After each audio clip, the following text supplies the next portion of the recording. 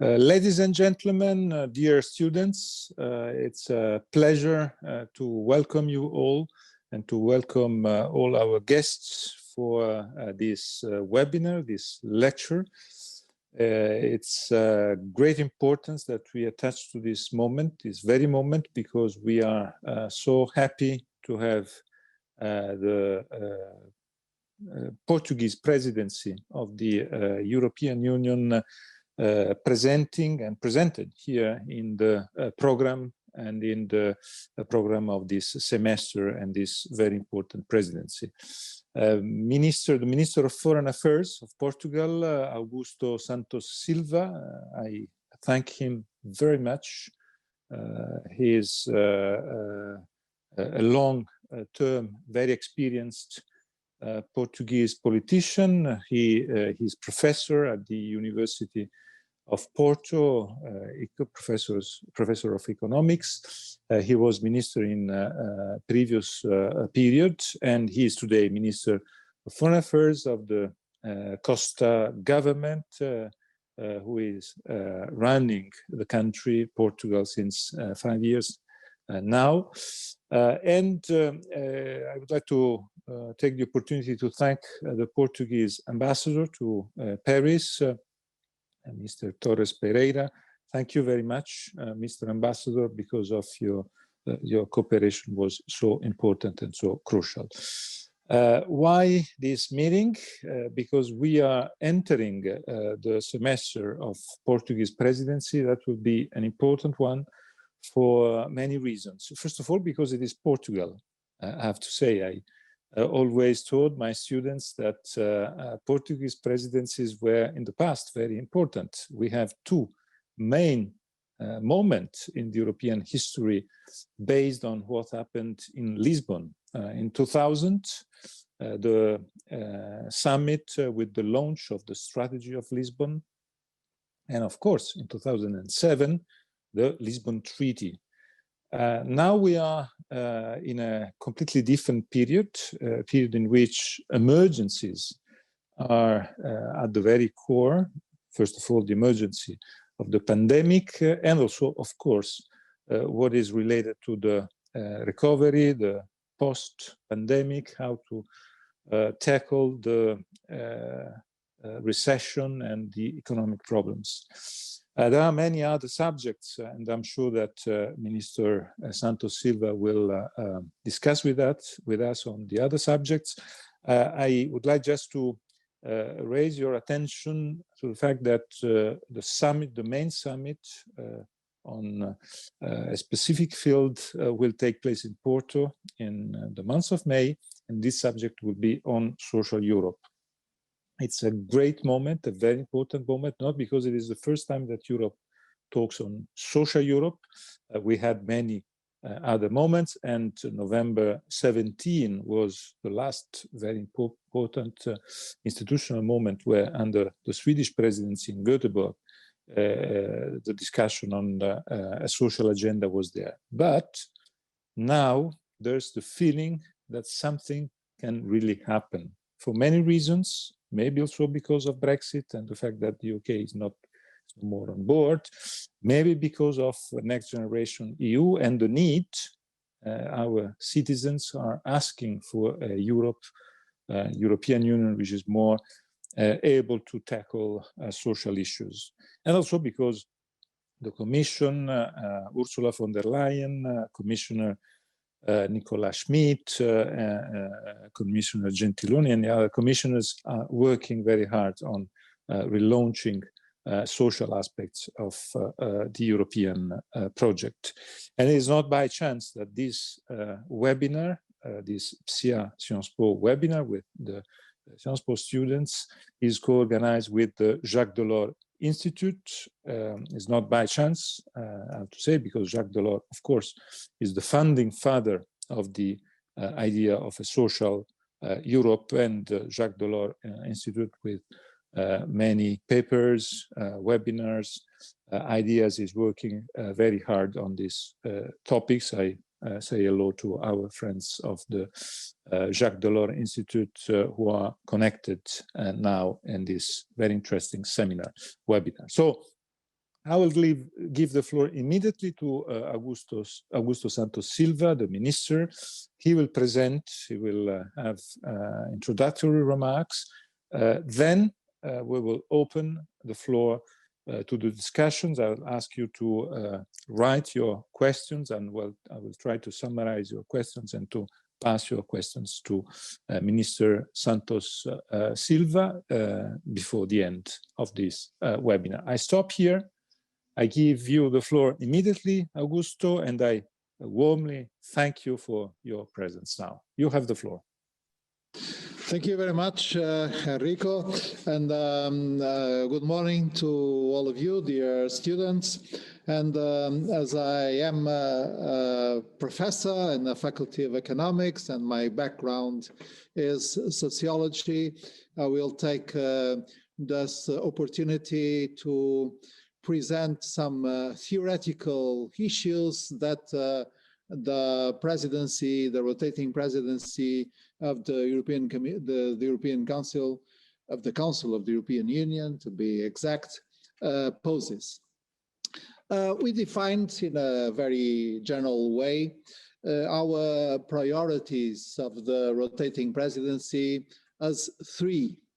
The first one, of course, is to foster the recovery of our economies and societies and public administrations in the post-pandemic environment, juncture, fostering at the same time the digital transition and the green transition of our economy and way of life. So this first priority as the aim of strengthening, underlining the need to the recovery, the need to the immediate response, sanitary and economic, to the deep crisis that we face due to the pandemic, but at the same time to take always into consideration the fact that this is not a coming back to the previous times, to the times previous to the pandemic. This is also a way forward in the transformation of our economy, greening our economies and digitalizing our public administrations, services, and manufacturers and industries. So the first theoretical issue that this priority poses is very interesting because is always our debate on how can we do the transformation, how we can foster social change in times of crisis, how the crisis can be, and response to the crisis can be a trigger for social change and for economic change. This is a first problem I would like to identify. We think that it is indispensable to address at the same time, simultaneously, these two challenges, the challenge of the recovery and the challenge of transformation. One of the lessons learned of the pandemic is exactly this one, the need to use all our instruments, including the digital, to face some of the consequences of the crisis. For instance, this moment, really this moment, we are taking advantage of the digital means to guarantee that in a time in which it is not possible the physical encounter, we can debate among ourselves, we can have this webinar. But the same goes in what regards sustainability. I think we need, and we may read in another way, the Brundtland report in 1986 and the idea of sustainable development, because our relation with nature, our relation with the natural resources, it is crucial for our next future, and the idea of sustainability has to have this broad interpretation, not only related to strict climate issues, but also dealing with health episodes like epidemics or pandemics, and dealing with the general framework of our relationship with nature and the conditions of sustainability for our policies. So we do think that at the same time, when we try to relaunch the economic growth in Europe, we cannot forget these two challenges we have ahead of us: the challenge of the digital transition and the challenge of the green transition. Our second priority goes like this: to emphasize the role of the European social model as driver for overcoming the crisis and for relaunching the economic growth and the growth of employment in Europe. And that is crucial. If one asked me what is really the added value of the Portuguese presidency, I would answer immediately that the added value of the Portuguese presidency will be this emphasis on the social, on social Europe. And again, there is a theoretical challenge and a pragmatic challenge. The theoretical challenge is that ongoing debate on what is the social, what is the relationship between the social and economic dimensions of our reality. Liberals, in the European sense of the term, always, and the people coming from the main orthodox schools in economic thought, always tend to suggest that the social dimension is, of course, necessary for social, civic, and political reasons, but it is a kind of an obstacle for economic growth. If the market was freer from the institutional framework, the pace of the economic growth would be faster or stronger. I don't think so. And I think the European thought, if we can speak of an European thought, I think we can, is the opposite one. We consider that the social dimension is really a trigger, a driver of the economic thought. Not only it is a necessary condition for the livelihood of the Europeans, but it is also a rational approach to economic growth. Why do we say this? Well, because first of all, what we call the social market economy, and we think it characterizes the specific nature of the European economy, what we call the social market economy is a very interesting way of combining the institutional and the market variables in modern economies. As the founding father of economics, Adam Smith, defended in his books There is no market economy that functions effectively without an adequate institutional framework. And in modern times and in democratic societies, this institutional framework has to be grounded on the social rights of citizens.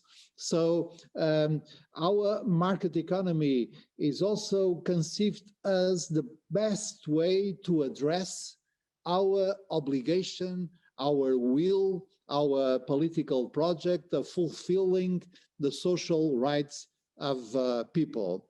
And then there is a huge field of economic opportunities that are generated, that are geared by our emphasis on the social.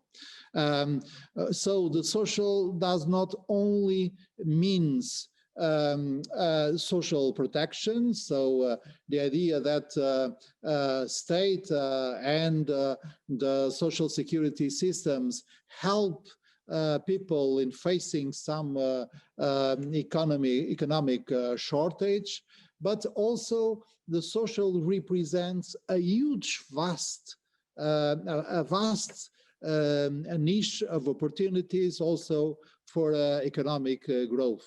The social means also the integration and the inclusion of people, not only of workers, of elder people, of retired people, of people that live in the peripheries of the society, and all of this provides the social fabric that a modern developed economy needs.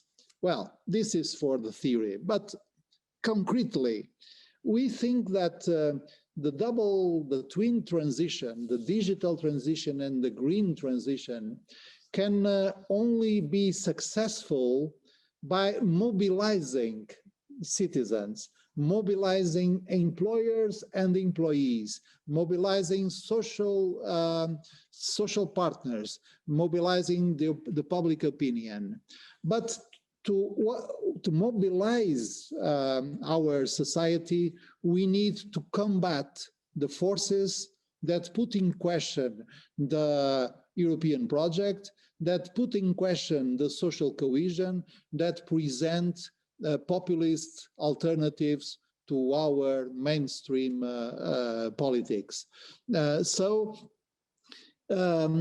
Investing in the social summit during our presidency is aimed at mobilizing the social partners and think together on the conditions in which we can implement our European pillar of social rights, we can advance in the social fabric of our common European project, and we can provide new answers to new needs we see in the society.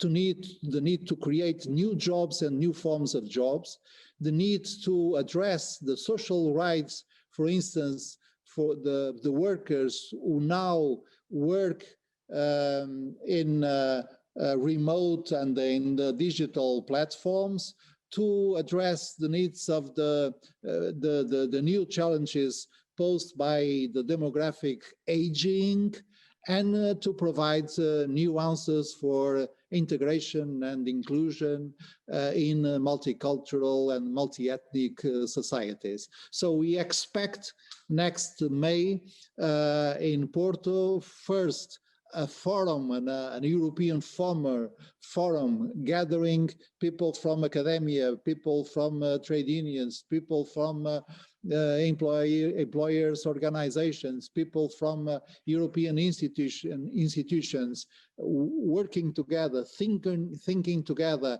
on what are the current challenges of our social Europe. And then in the following day, we shall have the leaders in an informal European Council giving the necessary political impulse to the implementation of the European Pillar of Social Rights. So again, There is a theoretical plan and there is a practical plan, and the harmony between the two plans can form a very interesting debate for Jacques Delors Institute or l'École de Sciences Po and other academic contexts. Our third priority, the third priority of our presidency relates to external policy. As you all know, since 2007, since the setup of the Lisbon Treaty, the rotating presidency has no direct responsibility on issues of external policy. This is the permanent responsibility of a permanent high representative for security and external policy, now Josep Borrell, who is at the same time Vice President of the European Commission. So the role of a rotating presidency is to coordinate with the High Representative, is to help to support the efforts of the High Representative. Still, we have some responsibilities and we have some ideas. And we tried to summarize these ideas with in this motto, to reinforce the strategic autonomy of Europe open to the world. The key here is to combine the phrase strategic autonomy with the phrase Europe open to the world, to combine the idea of being more autonomous at the same time that we are open to the others. And this poses, again, a very interesting theoretical problem. What do we mean by the concept of strategic autonomy, and what is its usefulness and its meaning? I think strategic autonomy is now a phrase, a formula, and we tend to use formulas. Formulas are very useful in political activity and in political debate. But this concept is necessary, it's complex, it has some meaning, some substance, but it needs clarity. It is very important to take into consideration that this idea of strategic autonomy of Europe has a translation both in the economic and the geopolitical dimensions. In the economic dimension, what we are trying to say when we speak of a more strategic autonomy of Europe is the fact that we have to be less dependent than we were in what relates to the supply of goods or services that we consider basic and of universal access. So we are speaking of reindustrializing Europe. We are speaking of shortening the value chains of these basic goods we praise, and we are speaking of reducing the dependency of the European market on economies that obey to other institutional frameworks or contexts. That is what we mean by strategic autonomy in its economic dimension. And there is also a geopolitical dimension. And in this geopolitical dimension, speaking of strategic autonomy is first to assume that Europe has its own values and interests. Even when we compare ourselves with the United States, we have our specific values. Some of our values are not shared by our fellow Americans. Many of others, of course, are shared by what we call the transatlantic community or bonds. But some of our values are specifically European values, and we have our own interests. Europe has its interests and must defend and improve its interests. So first, to say that Europe needs more strategic autonomy means saying that Europe has to be aware of its values, aware of its interests, and proceed taking it into consideration. Secondly, we want to be a global player in a multipolar world. We don't want to be the minor partner of others. We want to be an actor, a global actor by ourselves. We are not the junior partner of the United States. We are not the junior partner of whoever, but we are a partner, we are an actor, we are an individual entity, an individual pole within a multipolar world. And thirdly, we want to stress that we want to contribute positively to a rules-based order. So we want to strengthen the multilateralism as method. We want to contribute to the reform of international organizations. We want to lead some of the most important global agendas like climate action or like the oceans agenda or the sustainability agenda, as I already said. But we need to be precise. Autonomy does not mean in this context closure.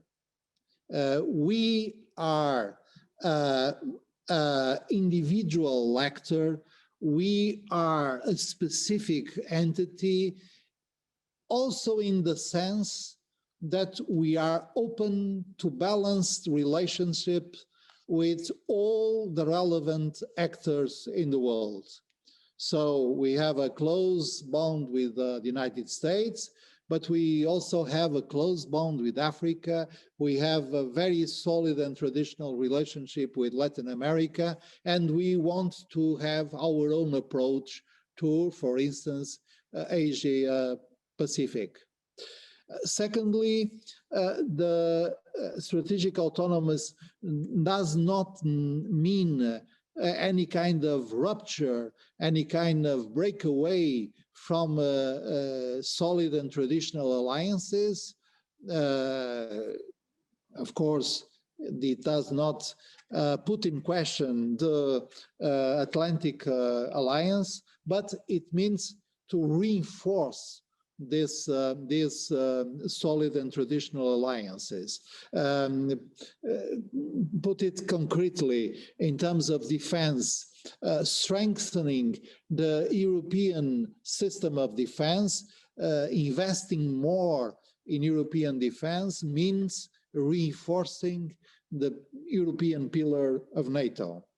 And of course, when we speak of the need to be more autonomous in Europe, we don't want to relaunch any kind of protectionism or a rather obsolete protectionist approach to international trade or to international relations. Of course, this is a crucial point for Europe right now, but we have now a good momentum to be more clear in what we mean by strategic autonomy. First of all, we can relaunch the dialogue with the United States. Second, we can count on the United States in the indispensable reform of international organizations, like, for instance, the World Trade Organization or even the World Health Organizations. Thirdly, we have a good opportunity to get a more balanced approach to Indo-Pacific or Asia-Pacific, and that's why Portugal is going to organize the informal summit EU-India, because we have to speak with China, of course, we have to speak with Japan, but we cannot ignore India in order to have a balanced, a geopolitically balanced approach to Asia and Asia-Pacific. We have very good instruments available right now to reinforce our relations with Latin America, and I'm referring to the trade agreements, the trade agreement with Mexico, the trade agreement with Mercosur, the trade agreement with Chile. Of course, we have conditions, let's see what is going to happen, to preserve our convergence in dialogue in foreign affairs, in security with the United Kingdom. And we have a challenge ahead of us. It is to reinforce the relations with our neighbor continent, Africa. So I think it's very interesting to discuss this idea of a strategic autonomy of Europe, taking into consideration the idea of a Europe open to the world. So I would say, my final remark, that of course a presidency has whole to do with practical things you have to do, and unexpected events that you have to attain to face. But for students of academic, from students and researchers of universities, it also poses very interesting theoretical and analytical problems, and I limited myself to identify these interesting issues. How can you respond to a crisis fostering social change and social transformation? Number one. Secondly, how can you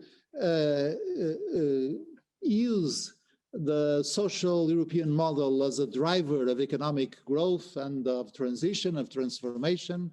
And third, how you can foster the strategic autonomy of Europe, keeping Europe or increasing the openness of Europe to the world. Thank you very much. Thank you very much, dear Minister, dear Augusto. Fascinating presentation, and immediately many questions from our students. I start immediately. I pass you 3 questions. First one, Rachele, asking what you think about austerity. Do you think that austerity is definitely put in a closed parenthesis? Are we out? And I add maybe what you think about yesterday's interview of Wolfgang Schäuble to the Financial Times, that was very interesting, and Schäuble is considered maybe the guru and the most important leader applying austerity ideas during 10 years ago. So what is your feeling about this point? A second question by Alessandro is about this recent EU-China agreement. It was a little bit unexpected, I think, and it was the end of the year with this agreement and Brexit deal. It was a good surprise, I think, for the European Union protagonists. But what do you think about the risks, the perspectives of this agreement? What, as presidency, do you think that this semester will be in terms of? And I had a third question.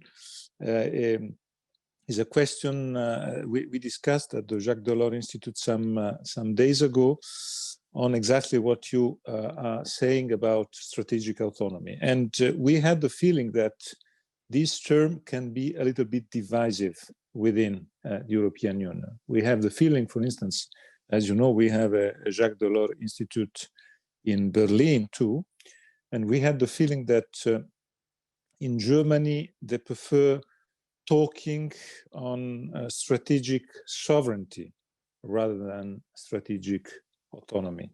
Do you feel that within the European Union and in the relationship between France and Germany, we can have some problems in finding a common position on this topic? And do you think that Portuguese presidency can work as honest broker of these potential nuances or conflict between France and Germany? Thank you very much. First of all, the question put by Raquel. We cannot use the austerity policies like an instrument to respond to this crisis for two reasons. First of all, because our option, our strategic choice during 2020 was to launch a huge program of public and private investment as the way forward to overcome the crisis. And for the first time, we decided to mobilize the amount of money, of financial resources that we think that was the minimum indispensable to fund these investment programs. I'm speaking of the recovery plan. I'm speaking of the first time ever common debt issuance in the amount of 750 billion euros. And all of this is mobilized and designed to provide an expansionist, not an austerian economic response to the crisis. A second feature that it's very important to take into consideration is the fact that we expect national plans of recovery be also national plans of resilience. So investment, but also reforms. But the logics nowadays is the opposite of the logic of the assistance programs of the 2010, 2011, 2012, because we are asking the countries to present their own reform package. We are not imposing one fit for all orthodoxy and obliging the countries to comply with this orthodoxy. So for these two reasons, we are betting on investment programs with European funds mobilized in the markets in a vast amount of resources. And we are asking the countries to propose their own reforms and not imposing a suit unique for all of us. For these two reasons, I think that by now austerity belongs to the past. I also asked the question, I also thank Alessandro for its question, a very pertinent one. As presidency, we took note of the achievement of the German presidency in reaching an in-principle agreement with China. now we have to work carefully on the substance of this in-principle agreement. We have to speak with the Commission, with the Member States, and with the European Parliament, in which legitimate concerns are raised on the substance of this agreement. So we have a lot of work to do, and we need time to do it. Not in a rush, but in order that we can analyze carefully the content of the agreement and analyze carefully what are the necessary steps to move forward. Finally, on the question put by Enrico, the strategic autonomy or the strategic sovereignty. Well, in a personal basis, I must say that I always prefer to speak of autonomy without the adjective strategic. That can be misleading. You know, the Chinese say, well, it's good, the European idea of strategic autonomy, because you are claiming to be more autonomous towards or vis-a-vis the United States. The United States, in many American think tanks, the expression strategic autonomy is also interpreted as a claim, a European claim to be more disaligned with America. And I think these are misleading interpretations. So it is very, very important to be precise on the use of this concept and to avoid any internal divisions in Europe.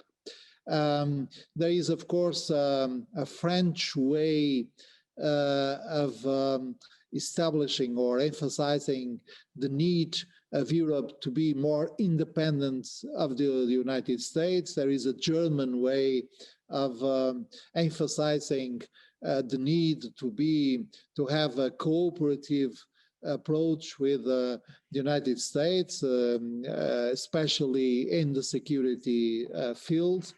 I do think that we need to explain to our partners that we want Europe to be less dependent on value chains that are far away of us in institutional terms. We need to invest more in our own hard power, but we will not stop to be a continent that is the open economy, that is the most engaged economy in international trade, and which knows clearly what is the system of alliances to which it belongs. Thank you. Igor asked you two questions. One is about Russia. What you feel in terms of future relationship between the European Union and Russia? Do you think that this semester can bring some news on that? And the other question is about the future of Next Generation EU. Do you think that this Next Generation EU is a closed package, or do you feel that maybe in the next years, in the second part of the 4-6 years, is it possible to imagine some evolution, some changes, some adaptations? Jeff's question is, I think, very interesting, because he says, don't you think that we are going too fast on these transitions, on the digital transition, on the green transitions? Don't you think that we risk to have social problems, I add, or other problems of adaptation, because due also to the pandemic, first of all on digital, we are going very fast how do you see these problems of transition and adaptations? David, third question, and then I give you the floor again. We talked about autonomy. Do you think that it's possible to have autonomy with a federal European government? And so he asks to expand a little bit your reflection about the future of institutions. And I add, maybe that can be interesting to have your point of view on the conference on the future of Europe.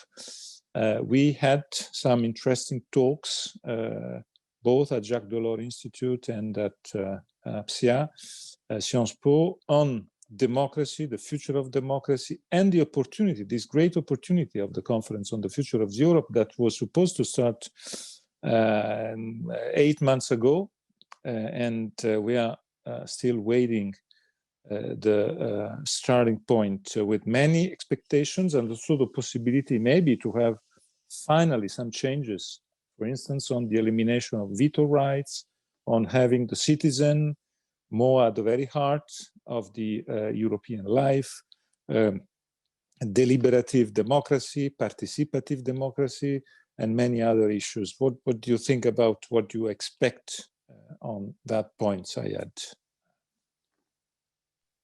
Thank you very much. Concerning the two questions issued by Igor, first on Russia, frankly, I do not expect any positive evolution.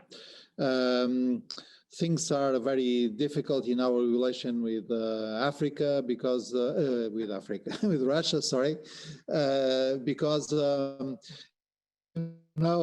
Minsk agreements, implementation of the Minsk agreements are a sine qua non condition for us to reestablish in more positive way our relation with Russia, and the recent behavior of the Russian authorities towards the opposition activists is a very difficult, is not acceptable. So the High Representative is going to visit Moscow in the coming weeks at invitation of Minister Lavrov. Let's see if there is any move, but frankly, I don't expect. The momentum is not good. On the contrary, it is a very difficult moment of our bilateral relations, Europe-Russia. My answer to your second question is very simple. Yes, I do think that some adaptations will be feasible, and they will be needed, because we didn't expect this third wave of the pandemic. The economic and social consequences are devastating, and I do think that we have to respond to these consequences in the same way we responded last year. So I expect some improvement in our capacity of supporting the national plans of resilience and to preserve the internal markets. I always point out, if you allow me, I'll do it now again. I always point out that besides all criteria of solidarity, which are morally and politically very relevant, the main driver of our recovery fund, of the Next Generation program, and so on, the very driver is the economic rationality. We are trying to preserve the single market. We are trying to transform the European economy as a whole. I understand the concerns of Jeff, and I confess that I need to separate the two transitions, because in what regards the climate action and the energy transition, really we have to move fast, because we started very late, and we need to go fast to comply with our own commitments and to safeguard the biodiversity by preventing the warming of the oceans, by assuring the decarbonization of our economies. So we have really to move fast. But this does not mean that we ignore the losers of this transition. We cannot produce losers in this transition. That's why our second priority, I'm speaking now of the rotating presidency, seems to us so important, to reinforce our instruments in what regards social protection, education, social security, the so-called automatic stabilizers, in order to guarantee that no one feels excluded, no one feels behind in this process of green transition. Regarding David, well, I don't know if it will be possible in the future to have a federal European government that is now out of any realistic scenario. But I think our concern with autonomy, with a more autonomous Europe, has interlinks with an issue that now it is not on the table, but it is a real issue, and I'm referring to the kind of commitment of member states to the European project. Sometimes we speak, or we spoke in the past years, of the multiple speeds that could exist in the European Union, because for some member states, European Union is still mainly an economic project. Other member states consider that the European Union has to be a more political project, and in some crucial issues, we are not all fully aligned. So we have the instruments in the Lisbon Treaty, for instance, the enhanced cooperation, the structured cooperation in defense, and so on. And I do think personally that what already exists in 19 countries that belong to the euro area, there are 8 countries that don't belong to the euro area, there are 5 or 6 or 7 countries that don't participate in the PESC. This will be a real feature of the next steps of European integration, because in crucial aspects, for instance, of geopolitics, the way in which countries like Portugal, France, Belgium, Luxembourg, Ireland, Germany see things and propose actions is really very different of the way in which countries like Hungary or the Czech Republic or Romania see things. So perhaps in other policies, common policies or other kind of policies, this multiple speeds procedure or system or reality will be present. We expect to launch the conference on the future of Europe. Unfortunately, the only remaining issue is a choice on leadership, so choice on personalities, and we have to resolve this problem as fast as we can, because we need to engage citizens, we need to engage parliaments, we need to engage civil societies in a general debate on the future of Europe that can be focused on policies, on the needs and rights and projects of citizens and how we can respond to them. As a consequence, perhaps there will be institutional arrangements, rearrangements that can be proposed. But let us focus first on policies, and then we can consider in a better way the institutional rearrangements that we may need to implement in order to implement those policies. Thank you.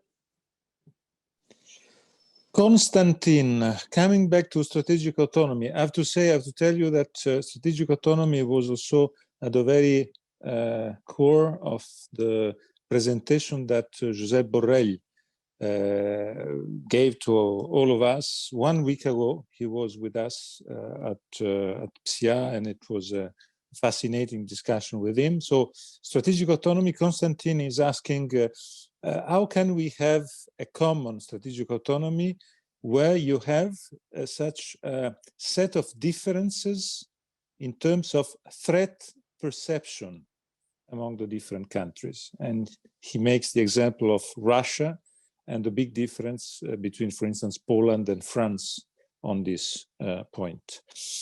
Andreas, you mentioned shortening of supply chains is one of the trends.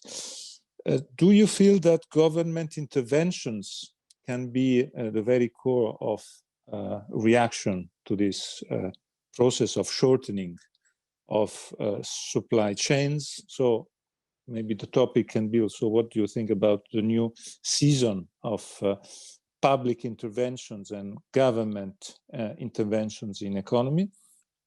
And third question, Viviana Marques, student from Portugal. She asks you about the European social model, and the question is about the feasibility, because she asks, there are many divisions among member states on social dimension. Do you think, is it possible to have a feasible common European social model? Thank you very much. First of all, Konstantina, I fully understand your remark, because the way we assess the world geopolitics can be very different among us.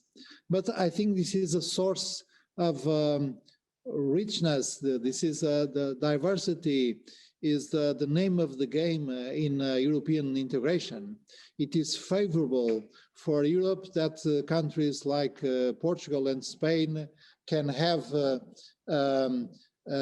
very close perception of what is going on in Africa or in Latin America, and have a very easy interlocution with American and African actors, and countries like Poland or the Baltics can have a very clear, even if the oxymoron is, if you allow me the oxymoron, even real physical perceptions of what means being neighbor to Russia.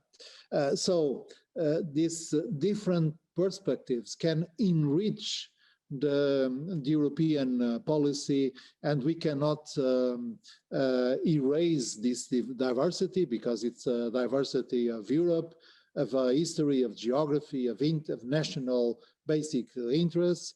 But on the contrary, we can profit from this diversity. This put some difficulties in formulating a common European strategy, but we have one. We reached to formulate it, and according to this strategy, our main threat is international terrorism. Our main concern is the stability of neighborhood and the reinforcement of multilateralism and international law as the adequate frameworks to deal with divergence, difference, and even with conflicts. But I recognize that it's easier to say than to practice. The question issued by Roger, I can, if you allow me, I would answer in two parallel and complementary ways. The first one is in my view, one of the lessons learned of the pandemic and the immediate response to the economic and social consequences of the pandemic was a certain restoration of the prestige and a more clear public awareness of the needs and benefits both of Europe and of state. If there was no European scaled-up intervention in support of the national states, even Germany would be in a very difficult position. And what we did was in a certain way to suspend the economic activity because of the lockdowns, because of the difficulties in transport, in international trade, and so on. So we decided to suspend, so to say, the economic activity, preserving the incomes and the welfare of workers and preserving the capital of companies, heavily funding the companies, the families, the people, and the actor who did this was our social state, was our democratic state. So my first answer is yes, we are more aware now of the importance of being Europeans, of having this European framework, and the importance of having preserved the state and the social welfare during for this moment. And my second answer, parallel to this one, is let us not forget that the most important means that we have to do our recovery is the economic fabric of Europe, so based in small and medium enterprises. So please don't follow these ideas of now favoring European champions, these ideas that suggest that the only way to be competitive with the Chinese or the Americans is to favor artificially the European grand champions, because this is not Europe. And on the contrary, our strength lies with the capacity and the pervasiveness of our small and medium enterprises network. Finally, Viviana, the feasibility of the European social model. Well, allow me a very practical answer. We decided, we agreed on a declaration, a political declaration. This means a political commitment. All the member states of the European Union are committed to 21 principles regarding the European social model. And the set of these 21 principles is what we call the European Pillar of Social Rights. So we are committed to these principles. Logically, we have to be engaged in the implementation of these commitments. We expect the European Commission will deliver an action plan for the implementation of the European Pillar of Social Rights by March. And as I already mentioned, we, the Portuguese rotating presidency, we aim at obtaining from the European leaders a political orientation on this implementation. What does this mean? We have to respect, of course, the fact that social policy is not a common policy, is a competence of national state. But we have to coordinate better.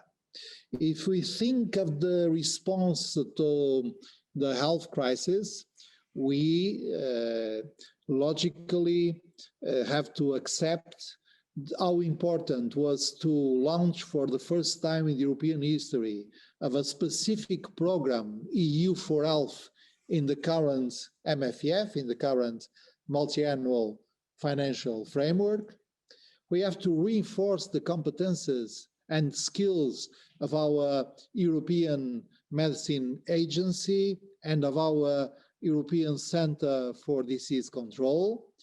We have to proceed with the debate on a European directive on minimum wage and eventually a European directive on minimum income. We have to deal together with the issue of aging.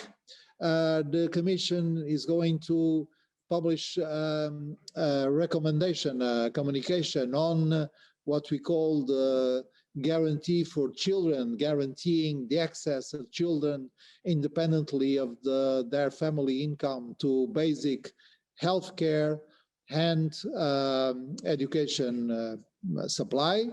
And we have to work together in order to gradually implementing the European Social Pillar, coordinating or launching common initiatives, because I insist,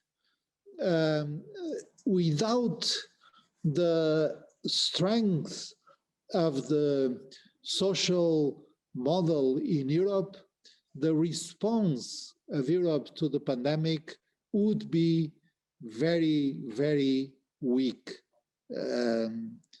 Please compare what happened in Europe with what happened in Brazil or what happened in the United States, what's happening in Latin America in general terms, and also compare, now from a democratic point of view, compare the European response to pandemic with the Chinese or other Asian responses to the pandemic. So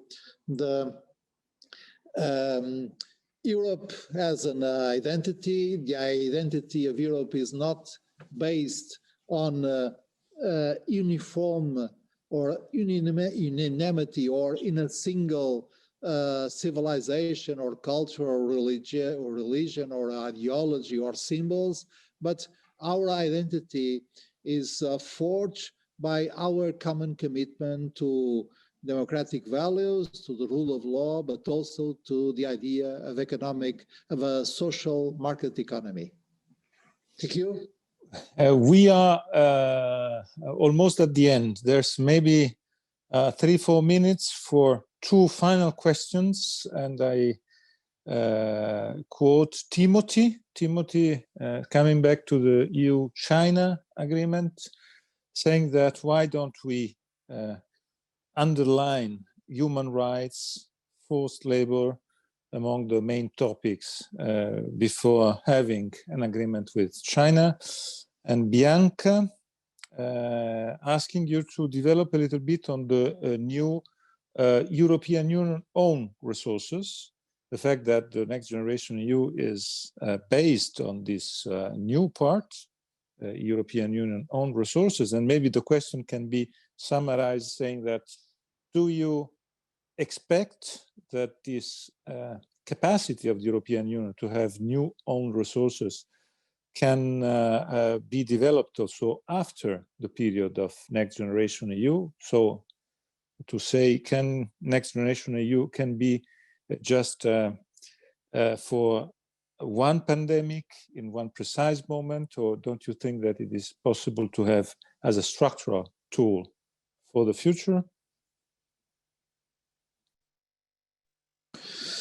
Thank you very much. On Timothy's observation, well, the people that negotiate on our behalf, but people that negotiated the agreement, in principle agreement with China, claim that one of the main reasons why the agreement was signed was the fact that China, for the first time, recognized the need to explicitly combat forced labor. But I will repeat myself. We need time because we need to analyze carefully the text of the agreement, and we have to listen carefully to the concerns raised by European members of by members of the European Parliament, by member states, by civil society, by non-governmental organizations. We need time, and we need to look carefully to this theme. This is what I can promise on behalf of the Portuguese presidency. Don't go in a rush, because it is very important, and we have time to do that, and we have to do it in close, I wouldn't say cooperation, but we at least with close interlocution with our friends, the Americans, the British, and other friends that we have in the world. The question on EU own resources is a very interesting one. And if Enrico allows me, I will answer first as Minister of Foreign Affairs, and then I will give my political opinion on a more personal basis. As Minister of Foreign Affairs of the current presidency, this is really one task we have ahead. It was very important last year that the European leaders decided to launch the recovery fund. 750 billion, 100 billion of euros to fund the recovery of the European economy.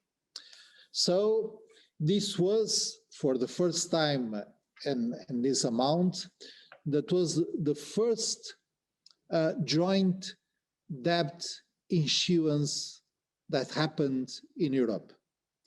As a matter of fact, it was the second one, because for the SURE program, the European Commission had already issued 100 billion of euros of debt. But of course, the rationale for this is the exception. The legal basis for this issuance is the article that allows exceptional initiatives in exceptional times in the Lisbon Treaty. So, and this was the deal. It's clear for all of us that this is an exceptional response to exceptionally critical juncture.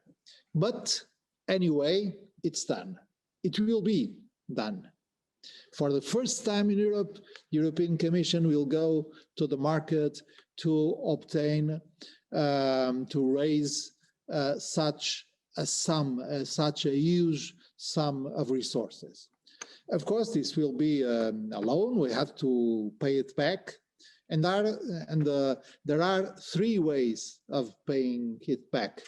The first one would be to reduce the amount of to use the future multi-annual financial frameworks to pay the debt.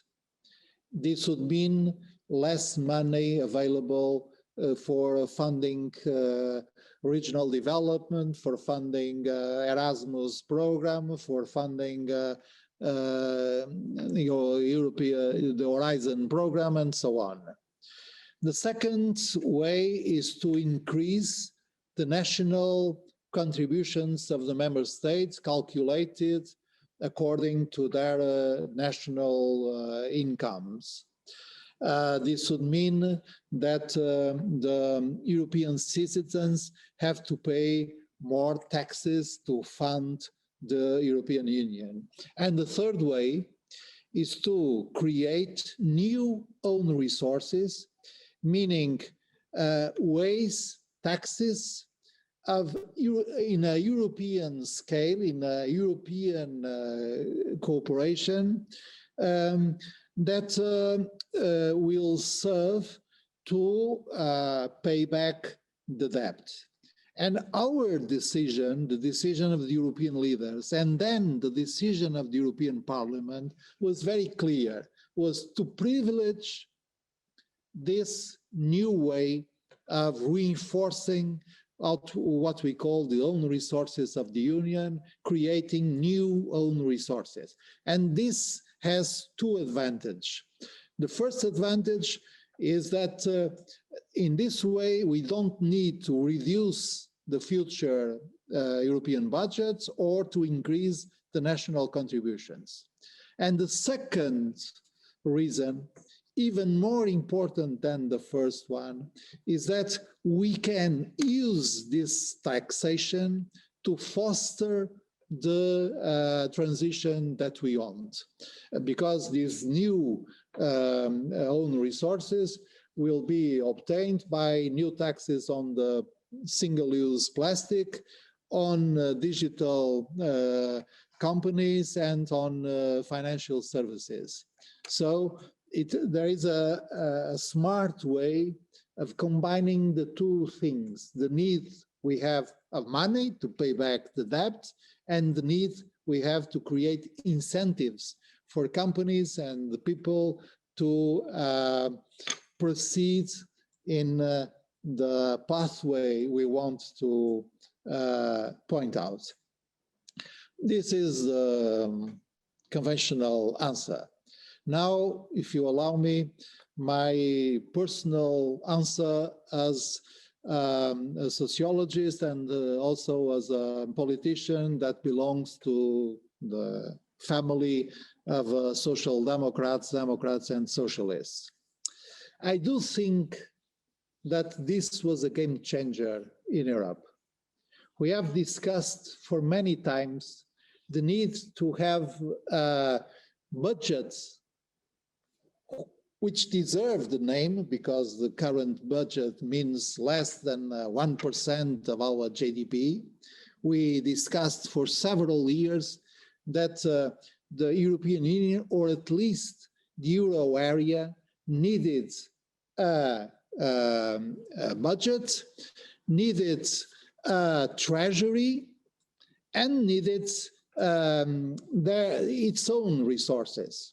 And the fact is, in an exceptional juncture, we did the first common issuance of debt. So we don't speak of Eurobonds because we don't want to create any problems among us, but we are facing really Eurobonds, and we are creating a sort of European treasury and a sort of European budget. Those like me who defend that it is not conceivable a monetary union without a significantly common budget, without a treasury, without own resources, are very happy with this fact. And we think that our next battle will be to transform what is by now exceptional into a structural feature of our union. But of course, this is not the minister speaking, this is the citizen speaking, if you allow me. Thank you very much, dear Minister, dear Augusto. It was fascinating, many questions, very good questions, and very good and deep and wise answers, if I may say. I thank you so much. I thank Jorge Torres Pereira, the Portuguese ambassador to Paris, for helping us in the organization of this event. I thank you, and first of all, good luck, because good luck to you is good luck to Europe in this very moment. Thank you all, and see you for the next lecture, the next Wednesday's lecture of PSIA Sciences Po. Thank you very much, Augusto. Thank you.